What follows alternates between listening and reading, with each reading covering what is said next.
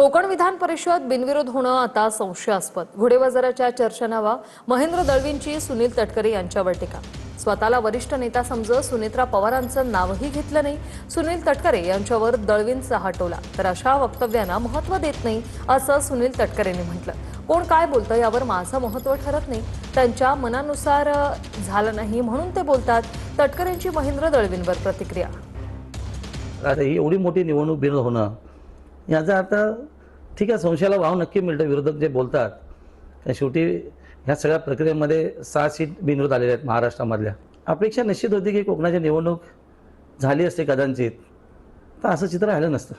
त्यांनी सुनेत्राताईंचं नाव विसरले ते स्वतःलाच राष्ट्रवादीचे वरिष्ठ श्रेष्ठ जे ते नेते म्हणायला लागलेत। पण याच्यामध्ये तटकरेंची जी भूमिका आहे ही संदिग्ध निश्चित आहे, कारण ते बोलतात तसं करत नाही आहेत। पण अजून खरा जेलमध्ये असला तर या कोकणामध्ये तटकरेंचा अंगारा, खराबचा अंगारा हा नक्की जिंकून गेला असं मला वाटतं। फार काय या वक्तव्याला मी किंमत देऊ इच्छित नाही। प्रत्येक जण आपापल्या वैचारिक पातळीनुसार बोलत असतो। प्रत्येकाची वैचारिक पातळी पाहत असतं लोक। अशा पातळीच्या बाबतीमध्ये मला काय फारसं काय बोलायचं नाही।